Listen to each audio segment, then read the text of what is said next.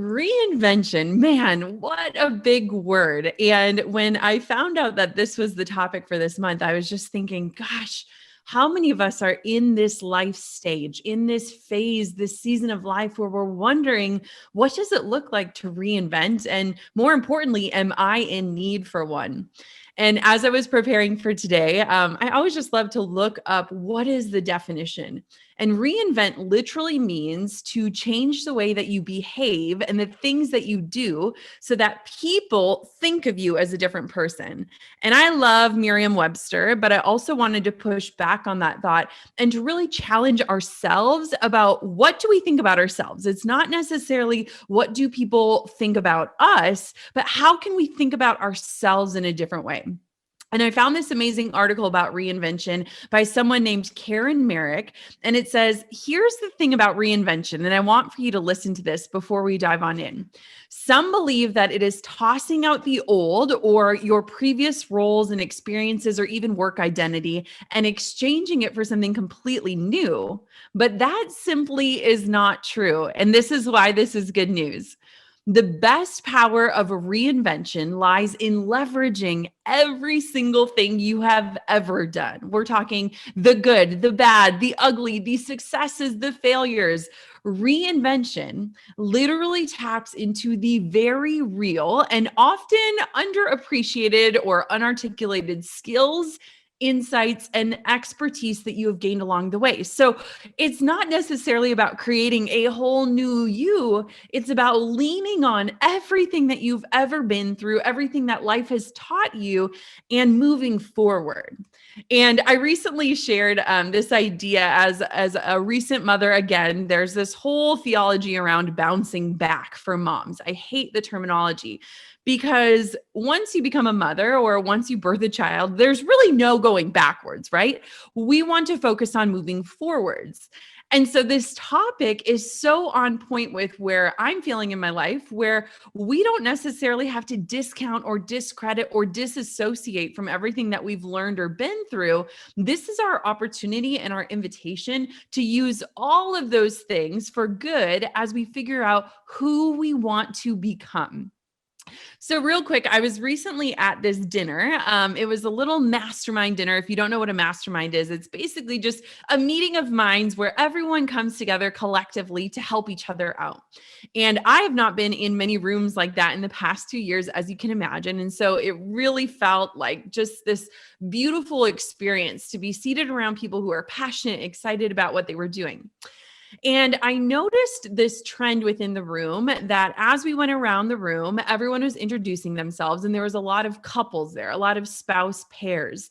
And the men would generally start talking, and they would share about all these things that they've done and who they are and what they do and how they serve the world. And then at the very end, the women would kind of meekly add in like, oh, I just have this little side coaching thing, or I just am like kind of like an influencer. And it was almost this like apologetic acknowledgement of their identity. And we had a little break while we were waiting for dinner to show up. And I was sitting at one of the tables, and suddenly I kind of noticed all these women were around me. And one of them said, did you recognize that you were the only female who one spoke first, but who didn't shy away from sharing who you are and what you do? And I hadn't noticed that. But this topic today is so powerful because what I found is that so many of us are yearning for that purpose. And we're finding ourselves in this place of like, am I happy right now? Am I content? Am I loving my life, or am I faking to love it?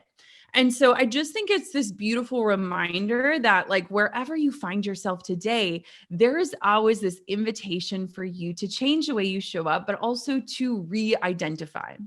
So one of the things that I've been thinking about so much is a lot of times when we think about our identities, or when we think about like how we want to reinvent ourselves, we almost become apologetic about it. But if we are really going through life as students, which I believe we all are, this invitation to change and grow and evolve should be something that we welcome with open arms. There are so many different versions of ourselves we are always becoming. And it's our job as a human being to acknowledge our growth and to honor that evolution. It's almost like we can wake up and say, I honor who you're becoming, and I really like this version of you. I literally say that to myself some days.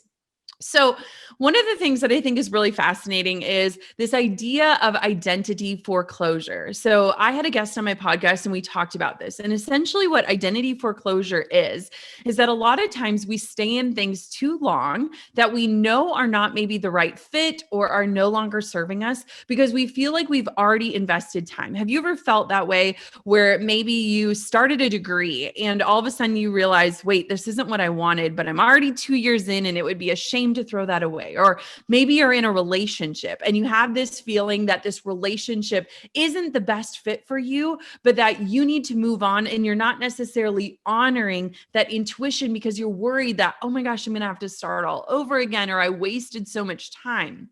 Well, identity foreclosure is the exact reason why we hang on to things too long, whether it's jeans from high school that no longer fit us, or degrees that are no longer serving us, or passions that maybe just have not grown with you as you've grown.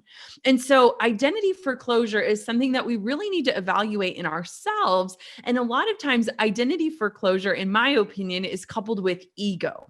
So let me break this down.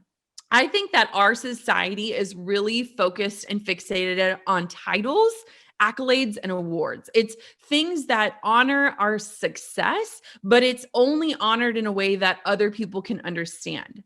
And so when we look at this concept of identity foreclosure and we couple it with ego, I think that those two things are kind of this natural disaster, the reason why we stay in things too long when we're genuinely yearning for a change. Now, I want to share something with you. So I have been an entrepreneur for 10 years. And in the last 10 years, I have done a lot of different things. So I was a wedding photographer. I was a Midwest wedding blogger. I was a watercolor artist. I had my own little print shop.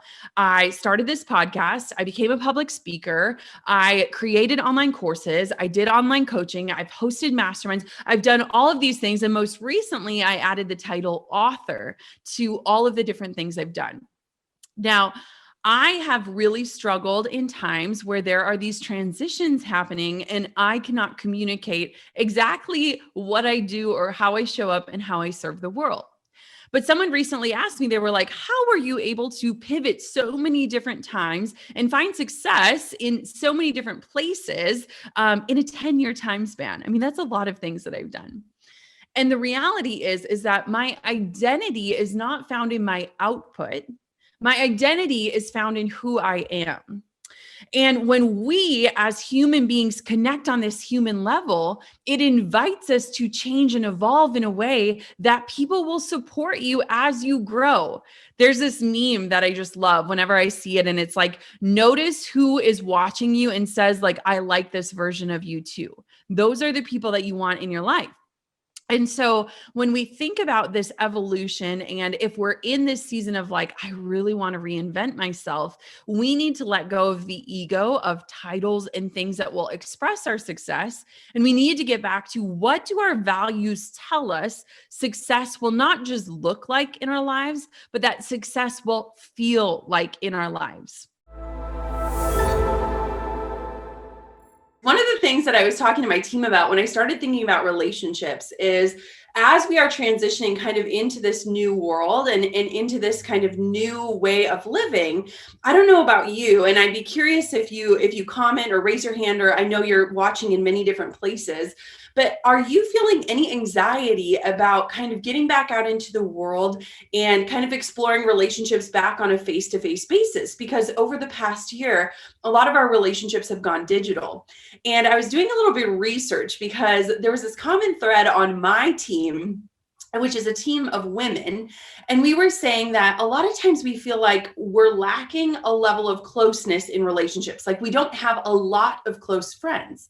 But actually, when we did research, people generally have 3 to 5 close and personal relationships. That's it. And I think that a lot of times in our lives, we kind of tell ourselves these lies of like, I don't have a lot of friends, or people don't love me, or I don't have a lot of close people in my life. But when I saw that 3 to 5 number, I was like, wait, this is what reality is. Relationships take time and energy and work. And based on what stage of life you're in, that can look totally different. And so thinking about, on average, people having 3 to 5 close and personal relationships, I think that gives us permission to go really deep with our relationships and have them be super quality without worrying about quantity. So I was also curious about how the pandemic affected relationships, what people were reporting. And so what was super interesting is about half, so 46% of people that responded to the survey reported that the pandemic didn't really change their relationship. So about half of the people. Now, of the other half, 27% stated that it improved their relationship, and 27% reported that the pandemic made their relationship worse. So it's super interesting to me because half of the people remained status quo when it comes to relationships, whether that's friendships or love relationships. And then of the other half, it was 50-50 in terms of if it helped their relationship or if it hurt their relationship. And so I just think we're coming at a really interesting place when we're talking about relationships, because everyone's in a different situation. And that's why I love this month on Growth Day, because there are so many different ways to look at relationships: your relationship with yourself, your relationship with your family, your friends, your relationship with money. But knowing also too, kind of taking an assessment of where you're at after this last year and just being really honest, because we're going to get into something I'm really excited about, which is relationship archetypes. And if you kind of come at it from a place of knowing where you're at in a relationship, it'll help. So one of the last things that they found over the last year, so Wolfgang Krieger, he's a Berlin-based psychologist, notes that during the pandemic, people were reducing social interactions and focusing on fewer, closer relationships. So if we get back to that idea of 3 to 5 relationships, close and personal, I think one of the beautiful things of this past year is that it almost challenged us to kind of let go of some of those relationships on the fringe, maybe that aren't serving or that are draining us, and really focus on deepening the relationships that are really personal and important to us. And so I think it's kind of a cool signifier that we were almost granted that permission through the last year. So speaking of last year, my team and I, we hired an emotional intelligence expert, and it was honestly so fascinating. Her name is Tico Nejan, and she changed my life and she changed my team's life. And in our analysis of emotional intelligence, we had to do these personal assessments. If you've ever done like the Enneagram or the Myers-Briggs, it's very similar to that, where you're kind of rating yourself. And one of the things that Tico called me out on throughout our relationship was that she said, Jenna, I see that you repeat a lot of the same behaviors in your relationships. She said, I sense these like patterns that you have. A lot of times I love to be the person that's the giver. And I'm not saying that as like a toot my own horn, like I love to give, but I love to show up in a relationship where I know I can add value, where I know I can help somebody.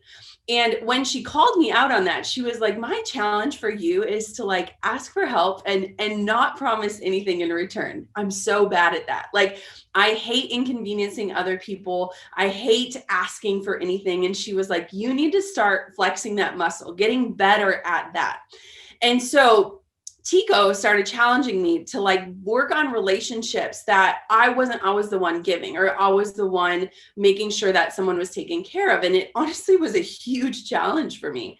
But what's so interesting is if you've never looked at relationship patterns, these patterns can be both good and bad. It's very similar to knowing your personality type, because when you can start to figure out what type of person you are or how you most commonly show up in relationships, it allows you to just bring this level of awareness to, is this healthy behavior or unhealthy behavior?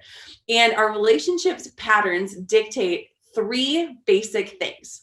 So when we nail down what our patterns are, here's the things that they usually dictate. They dictate who we choose. So who are we choosing to be in relationship with? Again, this can be a love relationship, a friendship, whatever that looks like. So the kind of people that we're choosing, the behaviors we exhibit in relationships or how we show up or act, and what we will allow in terms of how someone else treats us. Okay, so who we pick, the behaviors we exhibit, and what we allow in how we are treated. And so this group, the Science of People, they nailed down 5 main archetypes of relationships. So listen closely. I'm going to walk through the 5 main types. So the first type of person that generally shows up in a relationship is the caregiver. So the caregiver is when you're always trying to take care of or fix someone. You might seek out a relationship with someone who you believe needs to be fixed, even if they don't agree or they don't acknowledge that. So the first type is the caregiver. The second type is the alpha. So you want to be the dominant force, the one who makes the decisions, the person in charge. You kind of create the rules of the relationship. The third type is the parent. And I kind of giggled at this one because you take on a more maternal or paternal role. And it said, like, if you're constantly nagging your spouse to empty the dishwasher or pay the bills on time or put their shoes away. And I was like, oh gosh, is that me? But it's where you're parenting the other person. And so the third one is the parent. The fourth one is the codependent. So you lose your individuality to become this unit. You become kind of one with the other person, and you each kind of give up your individual identities to kind of create a new one together. That's the codependent. And then the last one is the push-pull. So this is the more volatile approach to relationships. It's the type of relationship where you commonly make up and break up. There's a lot of drama. Highs are high, the lows are low. So again, the 5 are caregiver, alpha, parent, codependent, and the push-pull. And I think it's super interesting because you can take on traits of different ones with different relationships, but what they found is that generally we show up as one main type, and that our relationships, who we choose, how we act, and the behaviors that we accept are generally based off of that archetype. And I thought that was so interesting. If you know which one you are, comment so that I can see. I'm just super curious.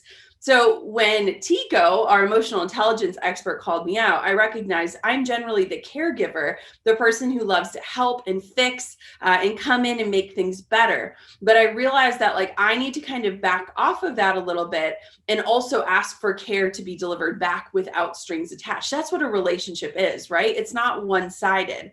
And so awareness around the role is just something that can really heighten how you show up. And it can also kind of give you pause when you're in certain scenarios where you're prone to be the alpha or to parent or to create that push and pull, that drama, so that you can kind of take a step back and really enrich your relationships. So one thing that I have been thinking about so much is that we all have this overarching narrative that we run through our mind constantly. And a lot of times we're really passive when it comes to it. Like, we don't even realize that this narrative is running and it's telling us who we are, what we're capable of, what our purpose is. And within this big narrative, this big story that we tell ourselves about our lives, there are an infinite number of sub-narratives, these tiny little stories, these tiny lines, these tiny lies that can either empower us or they can cause us to self-sabotage. I feel like when we really get honest with ourselves and we think about the thoughts that go through our brains like a radio dial, a lot of us have this inner mean girl or this inner critic that can sometimes be incredibly loud, that can constantly be telling us that we're not enough, or that we're not capable, or that we're not skilled enough or valuable enough or pretty enough or skinny enough or whatever that is. But what I'm inviting you to do today is, like a dial on the radio, to turn that inner critic down so that we can start to observe what our true mindset is, where it is rooted, and then how we can transform that as we start to move forward. So I want to tell you one quick story before we dive in. So my daughter is 2 years old. Her name is Coco, and she is just this little ball of energy. She's amazing. And every single morning when I wake her up, we always have like a little chit chat. And my daughter is slightly obsessive when it comes to cleanliness. She takes after my husband. He loves to vacuum. And one morning I saw her lick her finger and try to wipe a little mole off of her arm. She has this tiny little freckle, and oh my God, I just love that freckle so much. And so I'm waking her up out of bed and I watch her lick her finger, and she's just trying to get this mole gone. And it broke my heart because I was like, something in her thinks that that makes her broken or messy, or that there's something wrong with that. And so that day I told her, I said, honey, look at this. This is your special spot. Only you have this spot. It makes you one of a kind. It's my favorite part about you. It's so amazing. And the next morning I went in to wake her up in her crib, and she wakes up and she grabs her arm and she kisses it. She kisses that spot. And every single day when I wake her up now, she greets her special spot with so much love and adoration. And she notices little tiny freckles on me and on my husband, and she kisses them because we changed the way that she thought. We changed that thought pattern. And it was super interesting because I interviewed this incredible expert in neuroplasticity. And that word is so long, it almost threw me off. And she said that story about your daughter proves that our brains are malleable, like that we can learn and relearn thoughts and patterns, that we can actually change based on our environment and our perspective. And while it's so easy for us to imagine a toddler changing the way she thinks about this special spot, imagine what it could look like for us as adults if we understood and accepted that our brain is malleable, that it can change according to our environment or our perspective. And the good news is that as adults, we have more control over our environment, don't we?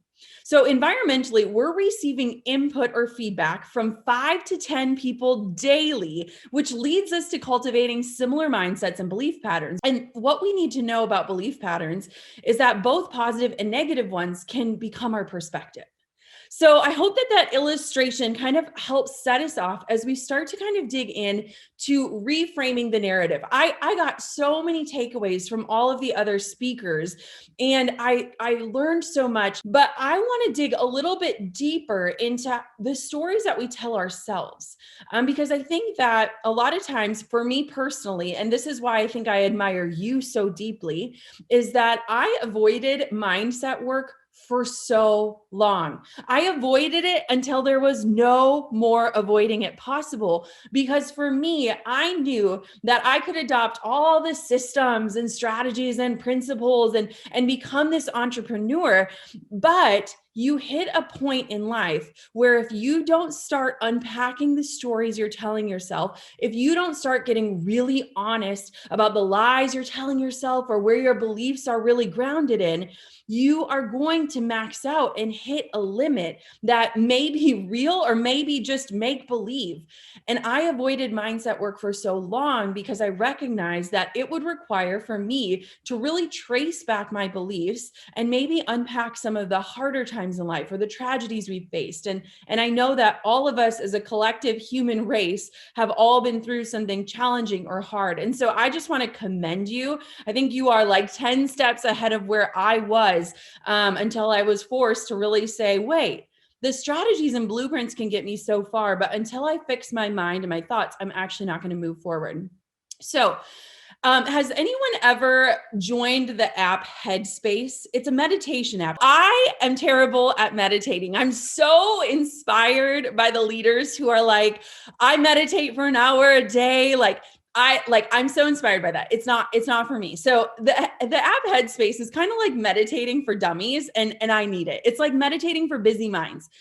And one of the first things that they guide you through that has really helped me when it comes to mindset is they have you close your eyes and they tell you, what I want for you to do is to not shut off your brain, but to imagine your thoughts driving by on a road as cars. So each thought you has a separate vehicle, and they're just going to be driving down the road. And your job is not to judge them or redirect them. Your job is just to observe your thoughts. How many of you have thought like meditation is like not thinking? It's like shutting your brain off, right? And you're like, I can't do that. My brain is like constantly going. But meditation is actually observing. You become this active observer of your thoughts. And what was really important to me about learning that tiny little takeaway was that I can become a non-judgmental observer of my thoughts.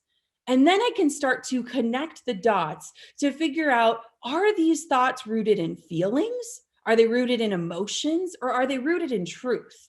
And I think that when we start to unpack those things, we can start to trace through the narratives, those things that we have on loop that can really hold us back or that can propel us forward. And so what I want to invite you to start becoming is just an observer of your own thoughts, of your own inner critic, of your own inner cheerleader, and of this voice. Because when we can observe without judgment, we can start to kind of break things down in a way that allows us to rebuild in a way that doesn't invoke shame or guilt. One thing I want us to think about, the main areas where we have inner dialogues are about our work life, our financial life, our relationships, our health, and our abilities. And so when you think of those categories, I would challenge you to think about or write down the top area that you're struggling with the most. And so let's say you really struggle in work and you might be doubting your abilities to be able to effectively communicate. So you question yourself all the time. You question, did I say the right thing? Did I not say enough? Should I have raised my hand? Should I have spoken up? And that makes you really wonder, like, am I ever going to be a good leader? Can anyone relate to this? I feel like sometimes communication can be that thing where we're like, someone once told me I'm a terrible communicator and thus I must be. So whatever that story is that you're telling yourself in that area of life where you're like, I want to improve or grow here, or I want to change that narrative, I want for you to think about how can you get all of the thoughts out? This does not need to be a journal entry that you'll come back with fondness. This could be something you could burn, but write down all of those dialogues that you tell yourself that you believe to be true. So what is that story that you tell yourself about why you believe you are lacking, or you're not effective, or you're not successful in this area of life? And if we invite ourselves to gently observe our thoughts and we continually ask ourselves a question, why, you'll likely start to uncover a narrative that has been on repeat in your life. Confidence is this journey. It's this constant learning and changing and ebbing and flowing, and there's so much about it. And so I don't believe that there is a one size fits all statement about confidence that is going to be true for all of us. The thing that I think that can be true for all of us is that confidence shows up for each of us when we can finally say, I am me. I know exactly who I am. And frankly, I like it. And that thought alone is so freeing because it's not marked by anyone else's interpretation of confidence. It's not marked by anyone else's belief of what we should be or how we should act or how we should perform or what we should do. I was researching about confidence, and there is this amazing woman named Evelyn Marinoff, and she researches and writes about the psychology behind confidence. And I think it's super interesting. So get this, men's self-esteem tends to move in this upward linear projection. So just kind of picture this. Men are moving upward and it's very linear, while women have more variable trajectories and experience frequent ups and downs in their self-worth levels. How many of you can relate to this, whether you're a man or a woman? I thought this was so interesting. And so that makes men more stable in their own self-opinions, while for women, it's truly this blend of nature and nurture that shapes our sense of worth. And the good thing is, like, I honestly see this fact as a win because we all want to make more improvement. We want to mold our own self-opinions. And the thing that is exciting about confidence is that we can improve it. Right? It's this soft skill that often gets downplayed when you think about when you are applying for a job or when you're telling people what you're good at. We always lean on the hard skills that we have, whether, it's education or we're proficient in something.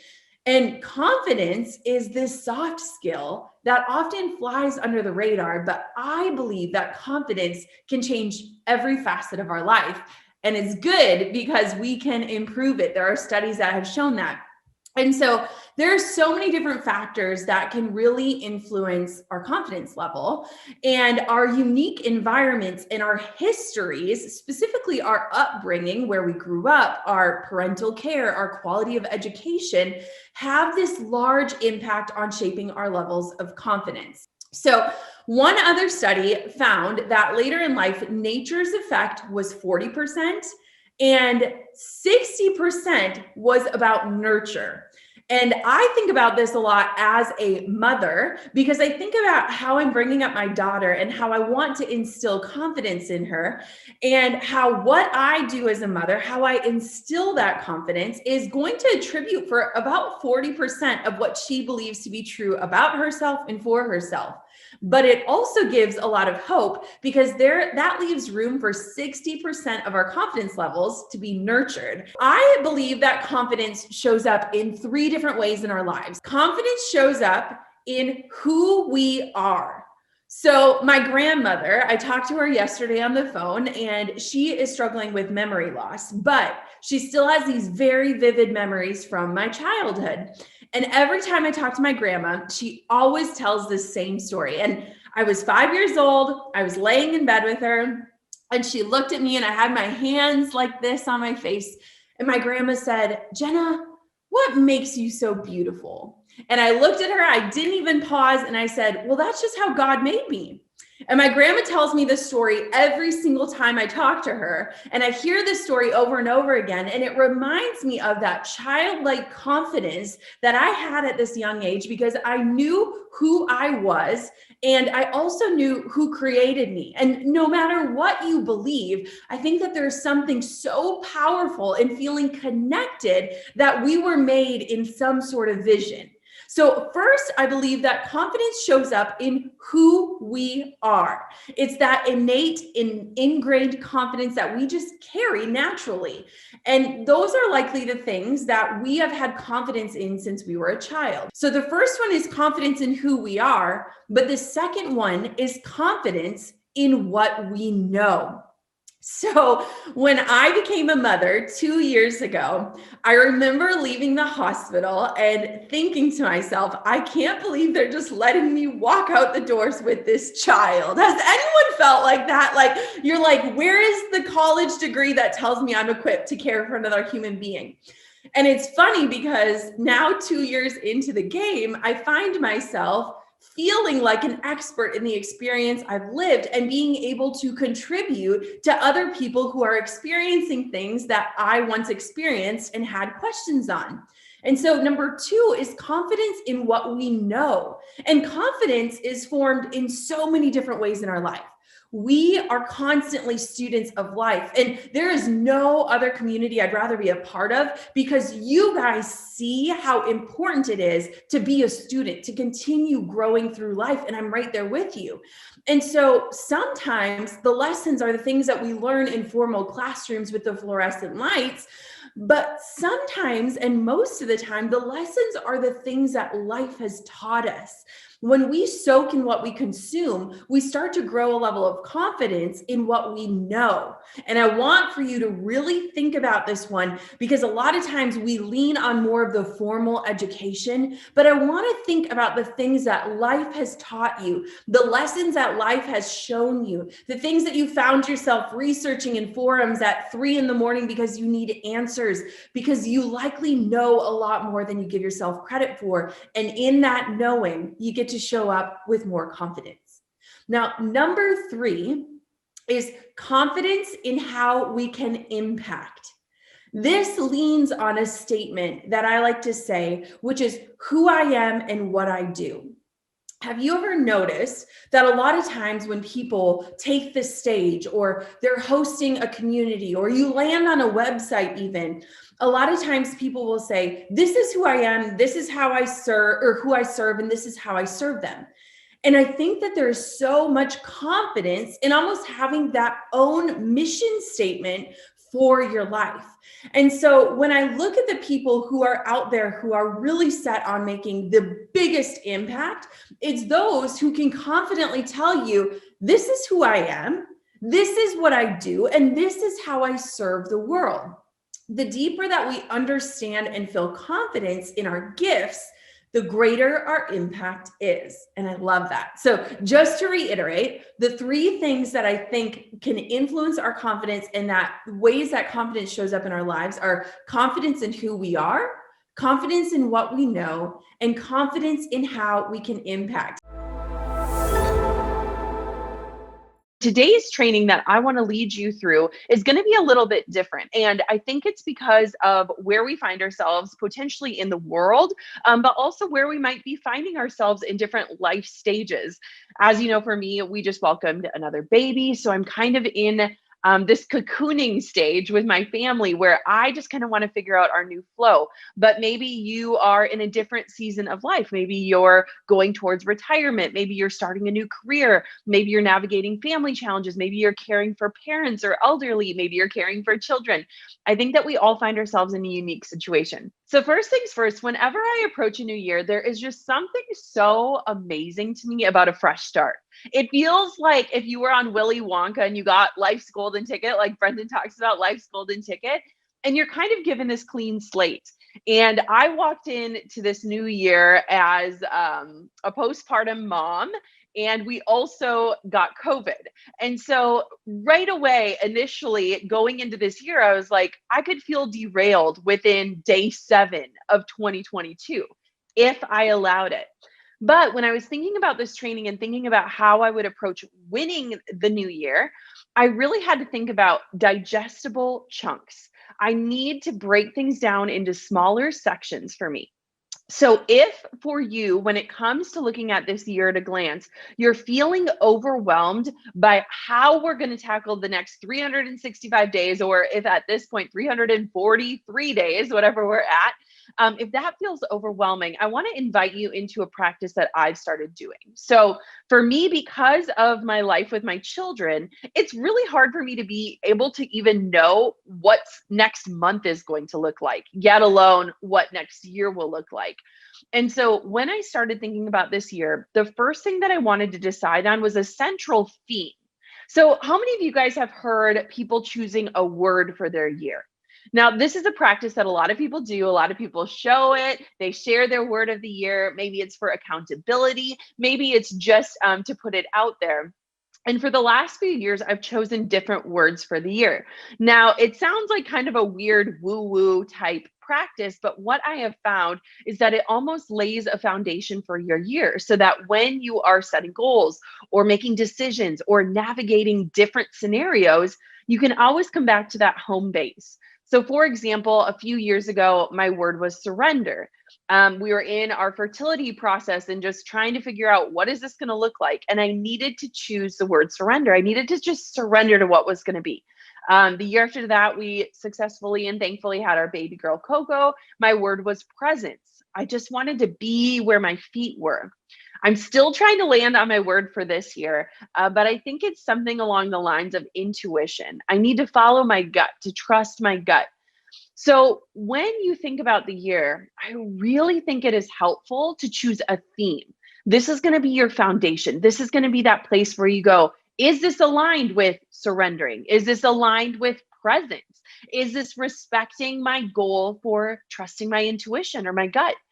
And the thing that I also want to note is if you had a word of the year for last year and you felt like maybe you got derailed or it wasn't a success or you didn't quite win it, carry that word forward. That word can still serve you and serve as that base. There's no need to change it if that word is still working. So what I want for you to think about is how can we create a foundation, lay a foundation that has a feeling? So when I look at a lot of people and their goal setting practices, it's beautiful. They have these tactical things that they want to achieve within the next year. But a lot of times they don't actually think about how is this going to feel? How is this goal going to feel when I accomplish it?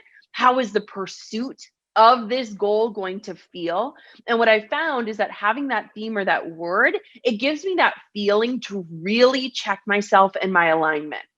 Now, I want to share something that I am working on this year. I haven't shared it publicly anywhere, but it's something that I have recognized in myself as I've kind of evaluated last year moving into this year, is that I am actually aiming for more gray areas in my life. And let me explain this. I am an all or nothing kind of gal. I am either all in, gung-ho, full force, show me what I need to do and I'll do it, or I'm a nothing. And I've recognized over the last year that as I set goals, I tend to be very extreme. I don't know if anyone else resonates with this, but I am like, I am all in. I will not eat any sugar for 30 days and blah, blah, blah, blah, blah. And then the second I fall off, I'm a nothing.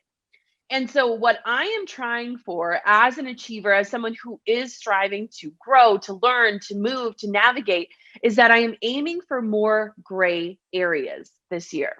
And maybe that gives you a little bit of peace. Maybe that gives you anxiety, depending on where you fall on this spectrum. For me, I want to find more fluidity in my year. I want to find more room for grace, like Glo was talking about, but also just recognize that when it comes to things that maybe served me in the past, like certain boundaries or relationships, that I can find that area of gray that allows me to continue to strive to do better, but also doesn't derail me the second I fall off. I recently was on a phone call with a dietitian because one of my goals for this year is to feel vibrant. It's not to lose 10 pounds or to get back to my pre-baby weight or anything like that. It's to feel vibrant. And I was on the phone with a dietitian and I said something about Cheetos and I was like, oh, I love Cheetos. Like me and Coco, we can smash a bag of Cheetos. And I was saying how it wasn't a good food. And she goes, I don't want for you to look at things as good or bad. I want for you to think of things as optimal or less optimal. You have a less optimal snack, that's okay. Move on to an optimal one. Make a choice instead of looking at things as bad or good. And it really helped for me to think about, how do I want to ground myself in gray this year, in that I can continue to progress, but I'm not going to beat myself up or freeze the second that I stop or mess up. And so I want for you to just think about what that looks like for you. And that brings me to my next point. One of the things that I think we often fail at when it looks at goal setting or attacking a new year or setting resolutions is that we don't do it from a place of self-awareness.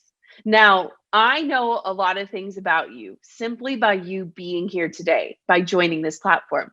You know that you want to grow. You know that you're willing to invest in personal development. You know that you need mentors. You know that you want to pour into yourself to move forward.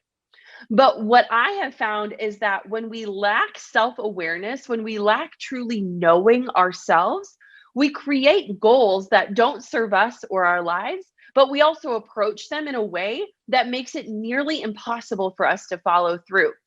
So when I was thinking about setting goals for this year, I did it from this place of self-awareness. So my awareness was grounded in the fact that a lot of us are merely exhausted. We are 2+ years into a world that constantly is changing and shifting. We don't necessarily feel grounded in knowing what is next from a worldly standpoint. And so we struggle to choose what's next from a self standpoint. And my self-awareness was telling me that because I feel that level of uncertainty, I struggle in visualizing a year out from now. And so when I set my goals this year, I wanted to do it from a place that honored who I am and where I'm at in this season.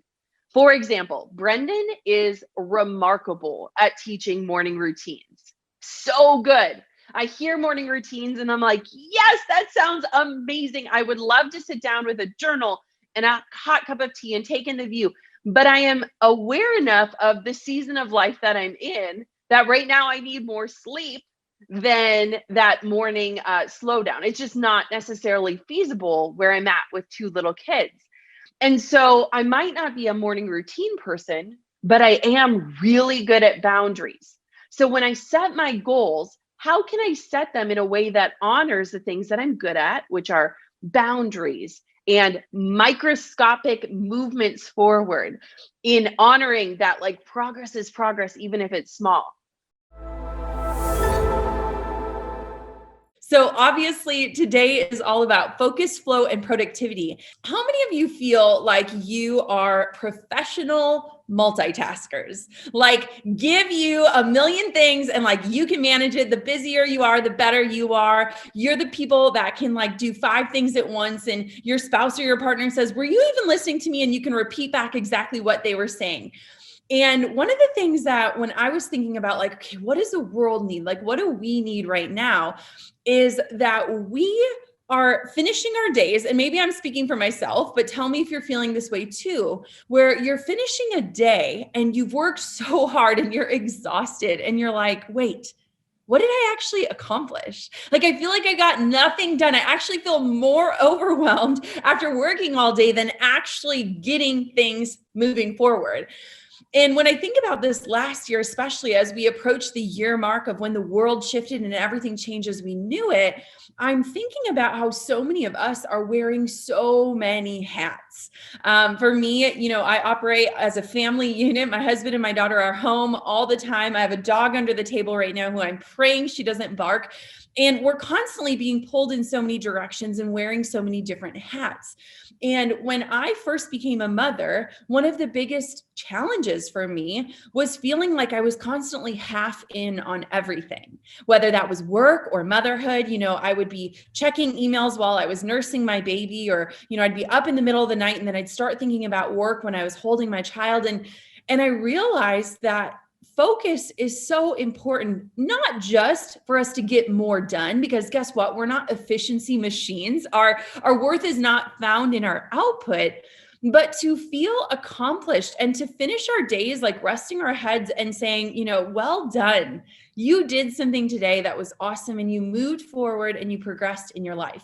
Now, one of the things that was super interesting, and a study done by the American Physiological Association Cognition, they performed this on people trying to perform more than one task. And they realized that our mind and our brain are not naturally designed to perform in this way. And it can actually cost us. So when we are trying to multitask, it can actually cost us 40% of our productive time.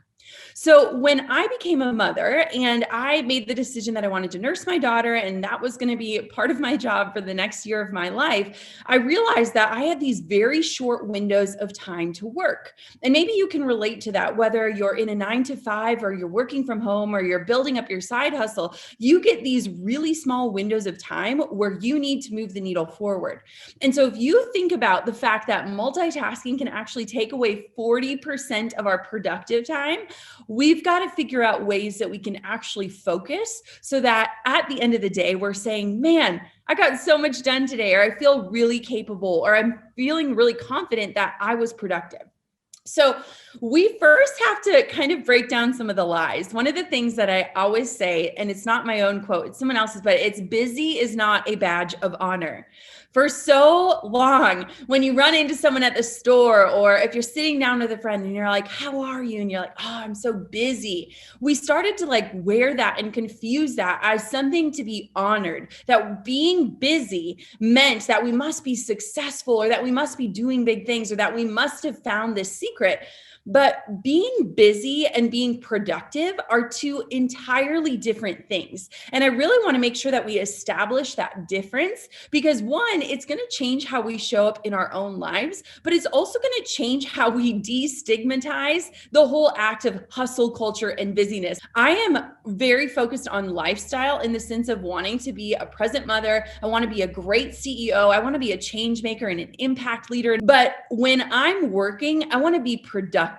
I don't want to be busy. I was recently just talking to my cousin, who's a single mother of 3, who had to work from home and also homeschool her children all at the same time. And I was like, I don't know how you got it done. And she's like, it's crazy how productive you can be when you know you only have a limited amount of time. And the thing that we tend to forget is that our time is a non-renewable resource. It's something that we can't go out, we can't earn more of, we can't get it back. And so I walk through life looking at time as my currency. And so when I think about time being my currency, it's super important that the ways that I'm spending it are indicative of the life that I want and the work that I'm doing. So the first thing is called a brain dump. Okay. I know it doesn't have a fancy word, but this literally has changed my life in so many ways. So have you ever felt that you have so many ideas swirling in your head, you're so overwhelmed that you don't even know how to take any action? It's almost like we're paralyzed in inaction because there's so many things we're trying to remember, so many things we know we need to do.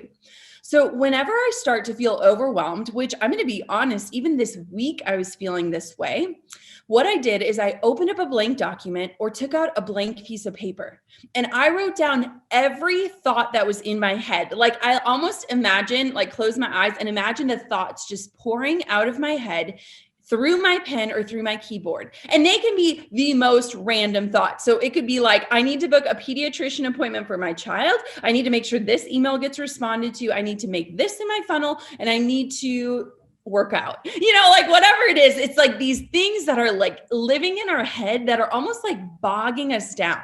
And so brain dumps are not meant to be pretty. They're not necessarily practical, but they're this way to release these thoughts from your brain and trust that they are safe.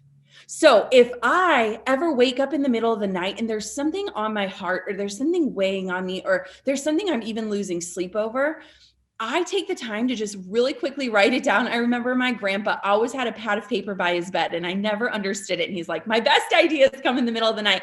But for me, when I can release that thought and say, okay, I know you safely exist here. I don't need to think about you until I'm ready to come back to you. It has been such a game changer for me. I think that a lot of times we worry that we're going to forget something. And so we almost keep these thoughts living in our brain as a means of like, don't forget, don't forget, don't forget. But when we bog our brain down so much with all of these don't forget thoughts, or all of these random things that we know we could take care of, not maybe now, but later, we're inhibiting our ability to think creatively, to think positively, to generate new ideas. So one of my team members, Kylie, she said that she does this every Sunday. So if you get the Sunday scaries, if Monday approaching kind of freaks you out and you're like, man, I'm about to start this new week and I have so much on my plate and I don't know if I can get it done. What she does is she drops everything onto a list or a document, or even we have like an organizational tool that we use inside of our company called Monday. It's basically a project management software, but basically she's like, I break down everything that's in my brain and I assign each task to a day of the week. And what she said, it's great reassurance when I see a stack of tasks or projects that give me that overwhelmed, like I have so much to do feeling. And when I see that they actually can fit into my week and that I have plenty of time to accomplish them.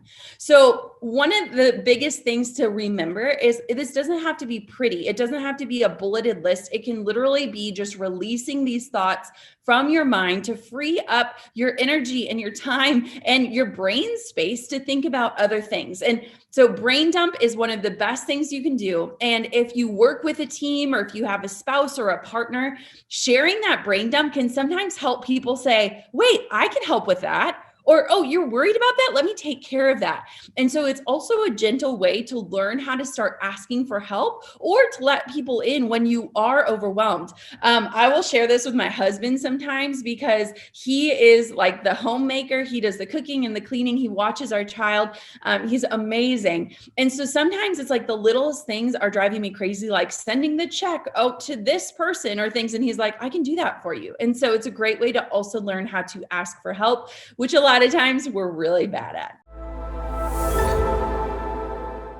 I am so excited to kick off today, and hopefully today's topic just spurs something exciting in you. Seeing the topic of wellness, at first I kind of freaked out because over the last few months, I've literally felt like I was in survival mode. If any of you have been fortunate enough to be through a first trimester, you are exhausted and tired and nauseous and all of the things. And so when I looked at this topic, I wanted to stay in total alignment with who I am and where my gifts are.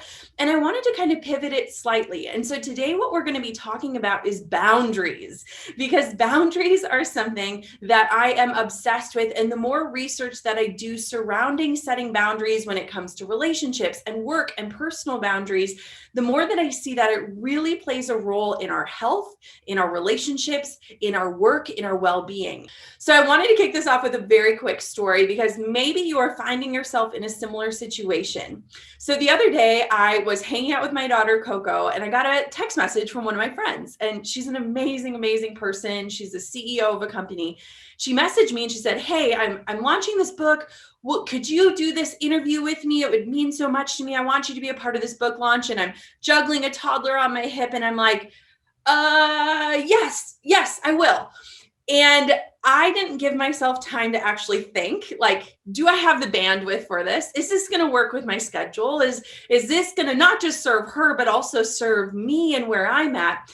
And over the next few days, she texted a few times to follow up with me. And I kind of felt this like sinking feeling. Have you ever committed to something and then all of a sudden you're like, oh, I don't know if this is the right thing. I don't know if this is the right alignment. Like, I don't know. And so she's texting me and I can feel this hesitation in me. Like I wanted to pretend like I didn't read the text because I didn't know how to respond and I didn't know how to politely back out. And I've uncovered so much over the years that so many of us are innately people pleasers, right? Like there's nothing better than serving others, making them feel valued, bringing them joy. And we're taught that from a young age.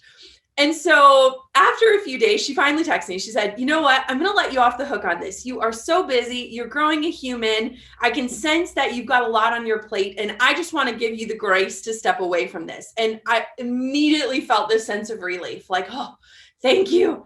Thank you. And then I wrote her back and I just said, thank you so much. I truly wanted to support you, but you're right. This is just too much for me right now. And if she wouldn't have stepped in, I probably would have continued on that path of dread and feeling like I wasn't going to fully show up.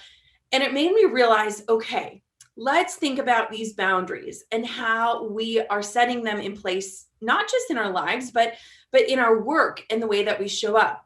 I had a team call the other day. My team is all women, and we were on the call, and I said, how many of you guys felt a little anxious last week? And almost every hand went up. And I was like, okay, what's going on with the moon right now? Are we in a different lunar phase? Like, what's happening? Is there something going on? And I think that there's a lot of anxiety building for so many of us as the world starts to open up, something that we're all very excited about.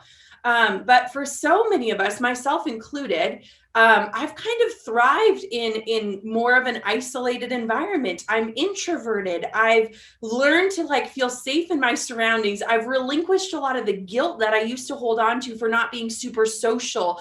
There's a lot of pressures in anxiety happening. And I'm just curious if anyone else is feeling that too, as we start to navigate what is this new normal. And I know we've talked about this a lot with GrowthDay as we're transitioning, like what is it that we're rushing back to? What are we excited about? But how do we also protect our peace as we start to kind of explore what this new world is like and take the lessons, because there's been so many valuable lessons this last year, and carry them forward with us. And I truly believe that boundaries are the way that we're going to be able to do this and do so elegantly.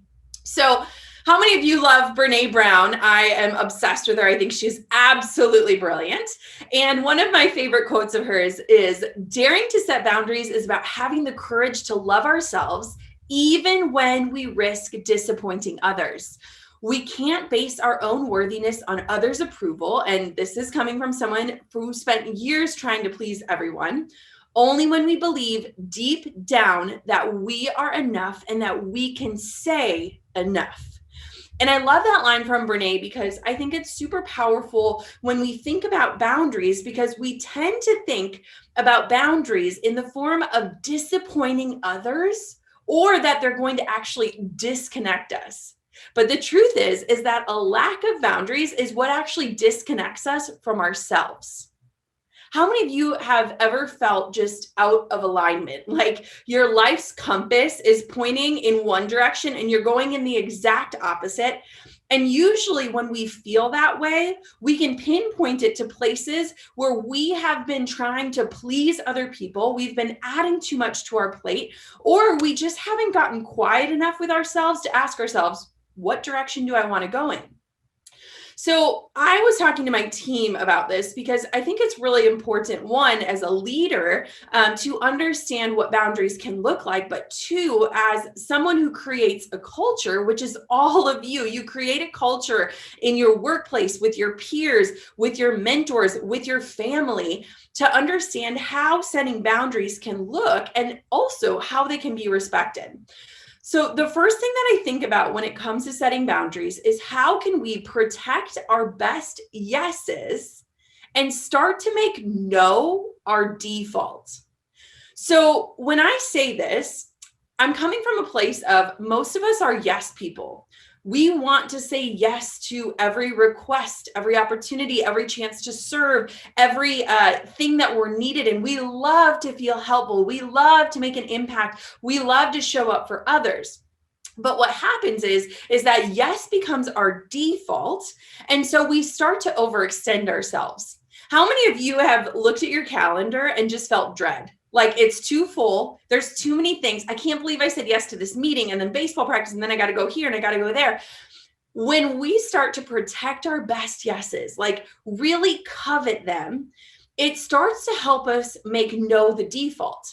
And here's what I want to share with you. I was sitting at a table the other day talking to another mother. And I told her, I said, I've gotten really good at saying no. And she's like, wait, tell me how. How do you say no? And I said, well, you know what? I created this template. And it helps for me to communicate super clearly why I'm saying no without making the other person feel uncomfortable or that they're not worthy. And so she goes, can you send me that template? And I said, yes. So here's what the template says. Thank you so much for reaching out and sharing your idea or your vision or your request with me. I've recognized that at this time of my life, any yes that I say is an equal no to the values that I've set for myself when it comes to time, family, and energy. I want you to know I'm cheering you on and championing you every step of the way. And my no is not in regards to you, how much I care about you, or your brilliant idea. It's more of me making an attempt to walk out my values in this season. And she goes, oh, wait, what? That's what you send people? And I said, yeah, that's what I send almost everyone. And she said, wow. That makes me respect you so much more. It doesn't make me feel less than. It doesn't make me feel like my idea stinks or I'm not worthy enough of your time or your energy. It actually makes me see that people can walk the walk. And so I created templates like this that allow me to communicate that boundary in a way that shares why I'm saying no, but also cheers that person on and encourages them to also set those boundaries.